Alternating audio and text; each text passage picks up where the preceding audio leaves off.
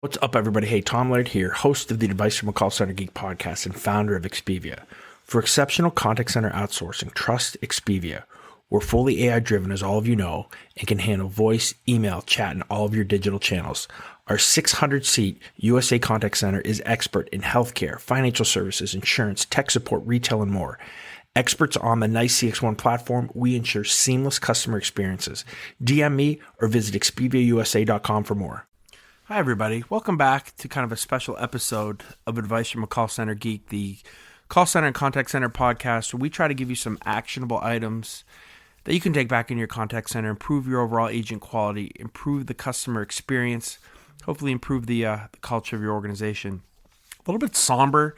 I guess I'm a little bit more fired up on the intro normally, but strange times that we're in. I don't think it's fair if we did not kind of dedicate some time here on the coronavirus in the contact center environment. Some of the things that we're doing, some of the things that we're seeing from those of you guys who I've had some conversations with.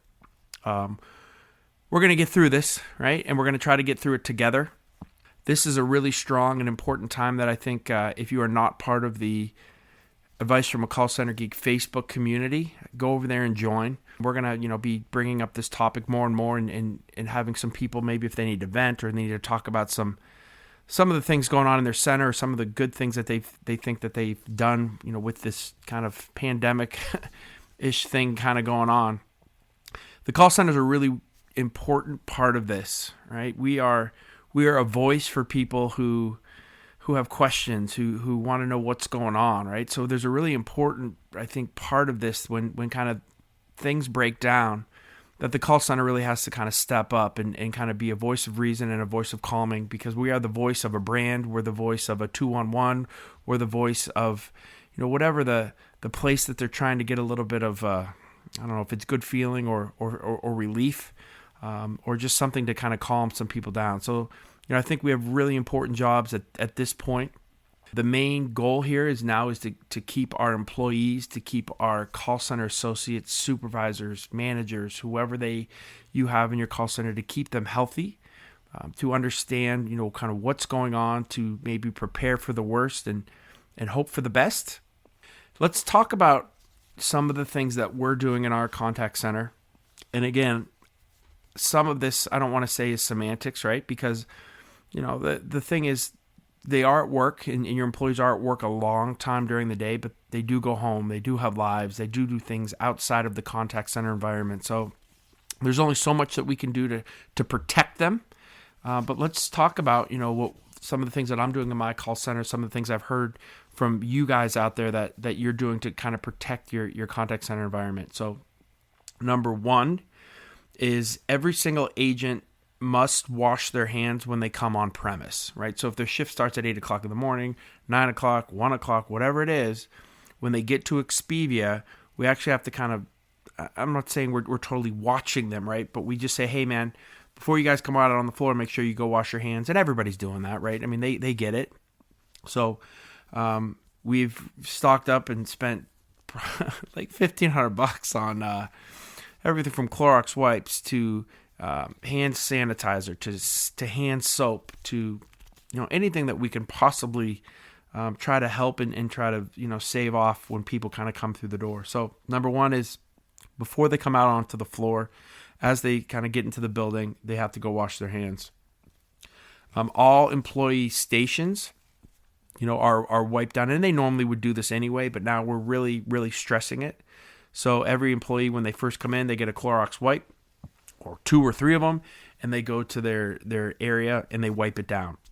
So everything from the computer to the desk, this coronavirus, they're saying, can live a couple days, right, on a surface. So we're trying to do everything we possibly can, being very proactive with that. So we're going to wipe every possible thing down. Every single time that employee goes out on break, every single time that they go to lunch, we're making sure that when they come back, again, they go wash their hands, making sure that, if they met somebody for lunch, or if they're talking to somebody in the parking lot, or, whoever, that we're just at least being a little proactive. So washing their hands with that, and then we Clorox wipe again. I know it sounds crazy, but we're Clorox wiping 3 times a way. We kind of say breakfast, lunch, and dinner, right? So when they get there, when they go to lunch, and then at the end of their shift, we're asking them to wipe it down again. Now we have a person that kind of goes through every morning as well and literally wipes off all of our doorknobs up to all the doors, right? And the cleaning crew and all that does the bathrooms and that. So we're not that worried about that. But just, again, every doorknob, when people are coming in and out, trying to be, I guess, as proactive and as clean and cleanly and over clean as we possibly can. Some of the other things that we've done that haven't been as popular, but I think people are starting to understand it, is, I don't know about your call center, but we have a ton of people who do Uber Eats, right? Who do Grubhub. So we have a lot of deliveries, for food and for those types of things that come in every single day. So we're kind of cutting them out and telling everybody, hey guys, you got to go pick up your own stuff. I know it's painful. Hopefully it's just for a couple weeks, but we want to limit the amount of traffic that's actually coming into the center from the outside. That just trying to control a little bit of what we can control. So we've kind of limited that. We've also limited when we schedule interviews. So we don't want, if we have maybe 8 interviews in a day or 7 interviews in a day, not doing them all at the same time. So there's maybe 3 or 4 people in the waiting room, right, all together. Again, I don't know if what that's really doing, but I think it was just the right thing to do. Every little precaution that we can possibly take, we're trying to take. It doesn't hurt anybody. So I thought it was a kind of a good idea to make sure we're scheduling maybe 1 an hour. I mean, probably, to be honest, probably should be doing that anyway. I know we like to kind of get them done during a certain time period, but I think that's important. So those are some of the things that we're doing in the call center, right? Being as proactive as we possibly can, but we got to take this way further than that. And I think a lot of you, right, who are premise-based, right, this is when you really need to start to look at, maybe not for this one, but maybe for the next one, that we look at being in the cloud. We look at the internet as our pipeline, right? So what we have done is we've never done at-home agents. I've said it a couple times, and I know a lot of you guys are just that's all you guys have is at-home agents, but we haven't done it. We worked with a lot of financial services organizations, and I guess now's really not the time to argue the pluses or minuses. Right now, it's a huge plus, right? If I was a total cloud at-home contact center, I would be advertising everywhere. That being said, we haven't done that. So we have done our due diligence. We are in the cloud though, so we have that ability. So with Nice in Contact, they've been awesome. The amount of information and best practices and people who have reached out and we've talked to. So, obviously all of our computers have soft phones. So all we really need is the internet. We could literally be at a Starbucks and take phone calls. But we are a BPO, right? So we're an outsourcer. So we have different clients with different needs from a data standpoint. Some of them, and a lot of them, are in the cloud, right? Or they use Salesforce or Zoho or Zendesk, right? So obviously that's pretty easy. We just kind of log into those things. We can take calls. We're good. Some of them are not. Some of them are connected with VPN. Some of them have proprietary screens. Some of them, we've created the proprietary kind of CRM. So all that stuff is on our network. So going to those computers and actually setting up secure VPNs, because we can't just open ports, out to the internet from our firewall. So setting up VPNs, which we have done this past week. So all of our computers that we know may have to go if a rep needs to be at home, have now a VPN that we've tested. The In Contact piece is tested. We're actually giving In Contact licenses to clients who are already thinking of, hey, we need to be an at-home. I don't have an at-home option. What can we do? And trying to help them out, which has been a really, really cool use case for a BPO to even not only be able to have our agents work, but then actually help our clients be comfortable and be okay with having an option to be at home.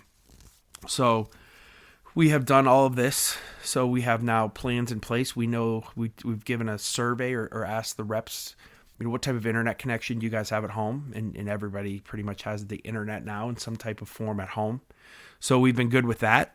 There's been just one or two that, maybe we'll have an issue with. But other than that, knock on wood, hopefully it doesn't happen. But if it does happen and my contact center gets affected, right? Or if your contact center gets affected, we have an option now of having at-home agents. We have Zoom, which we've set up as well. So we're going to use Zoom as our connectivity to our agents who are home, and then we can IM as well. Everybody can pretty much do that. We can Slack and do that stuff. So we can communicate with our agents as well. So, they kind of are not nervous about it, but I think that they're hoping that we kind of keep things as they are, because there's a lot of things that come into this, and it's not just at home now. At home is again, we're not here to say good or bad. Obviously, again, right now it's pretty good. But there's going to be kids at home, right? So if our call center probably goes under some kind of quarantine, I just read before this podcast that all Ohio has just shut down all their schools for a certain time period, right? So there's going to be children at home. There's going to be pets and animals and dogs. So it's going to be an environment that's going to be a little bit chaotic, right? Especially with kids running around because they're not going to be at school. So it is a unique situation that I think everybody can somewhat deal with, but you have to make sure that you have an option. You can't put your head in the sand and just hope that it's not going to hit you. I hope it doesn't, right? I hope right now, knock on wood, there's no cases within, like 150, 200 miles of Erie, Pennsylvania. That can change very quickly, as we have seen. So again, we're hoping for the best, preparing for the worst, understanding that we're going to try to do everything we possibly can in the contact center environment. Oh, the other thing I forgot. We're trying as best we possibly can, and we can't do it in all cases, but we're trying to even limit where our associates are sitting, right? So maybe give them a little bit of space as well, as best as you possibly can. Just to, again, is that going to fix everything? No, but give yourself the best possible odds if something does go wrong, even if you are quarantined, of not getting somebody sick, right? So this even goes beyond a business continuity standpoint, and this goes to a human being standpoint, which even no matter what, if somebody goes in there and they have the coronavirus, or I guess COVID-19 is what we're supposed to really call it now, that you don't get somebody else sick because you're sitting next to them or making somebody sit next to them. So just some things, and I think they're common sense. I don't think I'm giving anybody in this episode some type of breakthrough deal, but I just want you guys to be prepared. I want you to not put your head in the sand again. Have an option, have a couple options. If you need to outsource, right? If you have no option, if you're an internal center that right now is in pure panic mode, call me, email me, go on LinkedIn. If I can't help you, I will find somebody that can. I know a bunch of people in the industry and know a bunch of people in the contact center world. So again, I'll make sure that, one, you don't get gouged, that you get taken care of properly. And if it's not with me, I can get you with somebody else. If you are looking to outsource and you found a partner that you think, if you would like my help in any way to, if you have questions about pricing, or if you have questions about, speed or ramp up or integrations, or if you think they're telling you something that maybe isn't true, guys, I'm an open book. There's no charge, there's no fee, there's no consulting. I'm just here to kind of hopefully maybe help, especially during this kind of crazy situation. I think we should all be helping each other. But I'll just make sure that, no one's doing anything stupid. Nobody's playing any games. Nobody's trying to gouge anybody for a quick buck during a situation that, can really be scary for a lot of people and can be kind of taken advantage of. And hopefully we're here as a community and as a kind of a geek community to not allow that to happen. So again, please go on the Advice from a Call Center Geek Facebook community. Let's get some conversations going on this. I would love to hear. I don't have the answers here. I don't have all the answers. I really want to hear from you guys. I think you could help me as much as I can help you in this type of situation of some of the things that you guys are doing. I'd love to hear some more best practices of at-home agents as well. So again, thank you guys very much. Stay safe, stay healthy. If you guys have any questions, any comments, any concerns, please hook me up or look me up on LinkedIn. My email is tlaird@expivia.net. You can find me on the Facebook community as well. So I'm a resource for you. Use me. Hopefully I will talk to you guys next week in better spirits, and hopefully we'll got some good news on all this. Thanks, guys. Be safe. Be healthy.